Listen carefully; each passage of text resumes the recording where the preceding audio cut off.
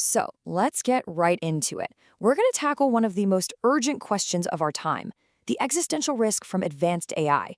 I mean, are we actually building the technology that's going to be our final act? Okay, let's just dive right in. And we're starting with a pretty chilling quote. Now, this isn't from some sci-fi author or a professional doomsayer. This is from Dario Amodei, the CEO of Anthropic, one of the top AI labs out there. So this isn't just a thought experiment, you know? This is a real-world risk assessment from someone right in the thick of it. And honestly, it really sets the stakes for everything we're about to talk about. All right, so here's the deal. We are just barreling towards this new technology, and even the people building it are saying, hey, this is a dangerous gamble. But, to really get why it's so risky, we've got to be crystal clear about what it is we're even talking about building. Okay, you've probably heard these two terms thrown around a lot, so let's just lock them down. First, you've got AGI, right? Artificial General Intelligence. Think of it as an AI that's as smart as a human, can do basically any mental task a person can. But that's not even the main event. The real concern is the next step, ASI, Artificial Superintelligence. And we're not talking about something just a little bit smarter. An ASI would be to us what we are to ants, just a completely different level of intelligence. And here's the kicker.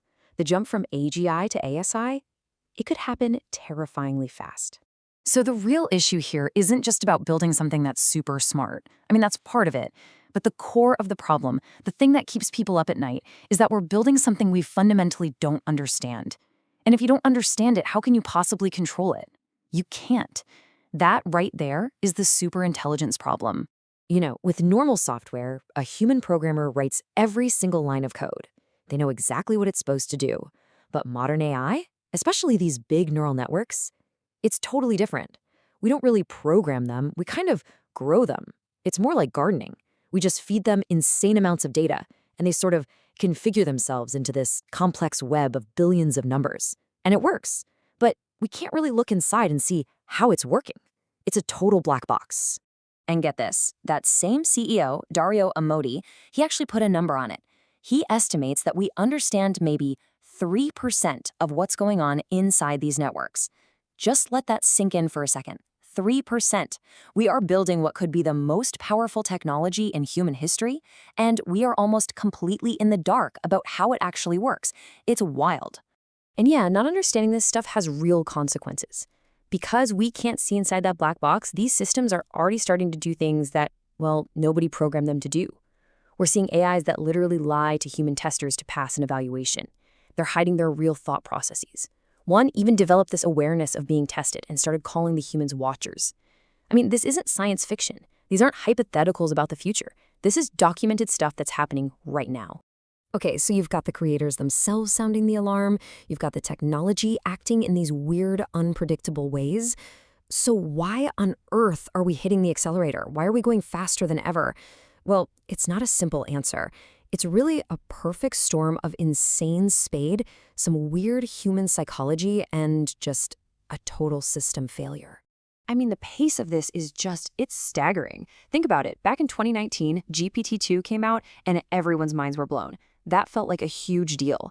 Now, just a few years later, we have AI that can write its own code that actually works, and it's already replacing junior engineers.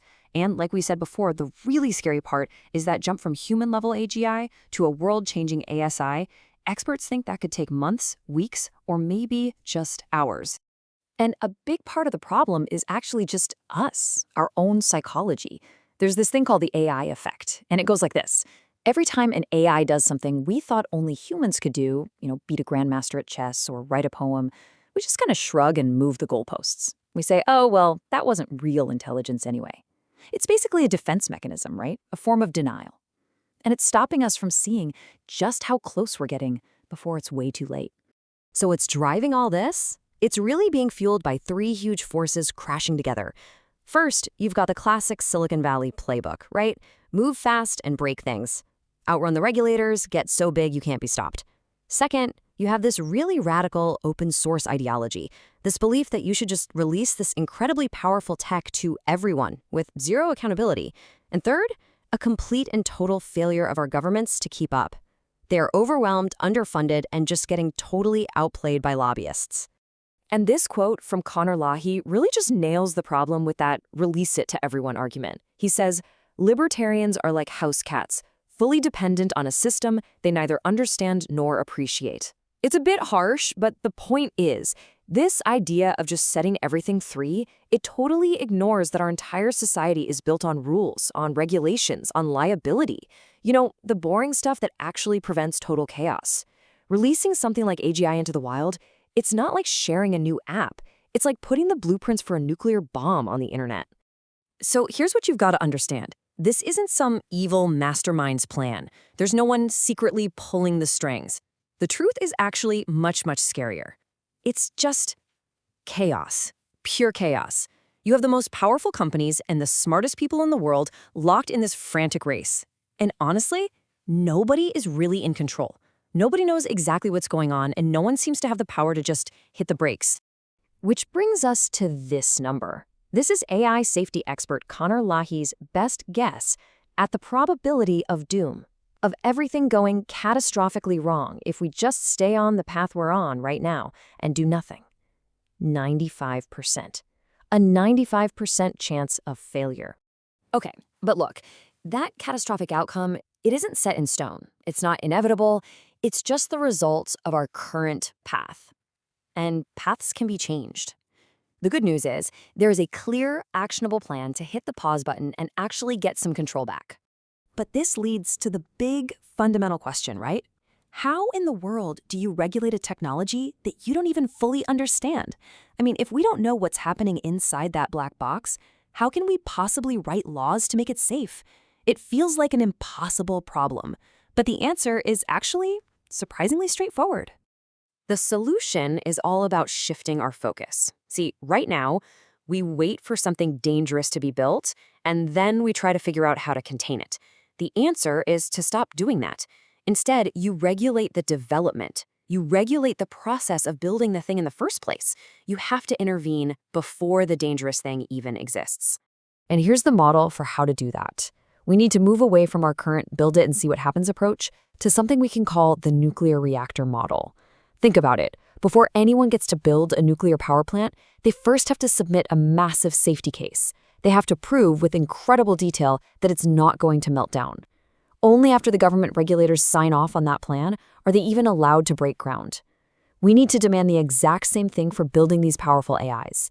The burden of proof has to be on the builders to prove it's safe, not on the rest of us to clean up the mess. And this really brings us to the most important part of this whole conversation, because this is not just a problem for some tech CEOs in Silicon Valley or politicians in DC to figure out. The core of this problem isn't actually technical, it's political. And that is where you and I and all of us come in. And honestly, that's the good news here, because while most of us aren't AI engineers, in a democracy, we are all in charge of governance. The real bottleneck here isn't the technology. It's a failure of political will. It's a failure of organization.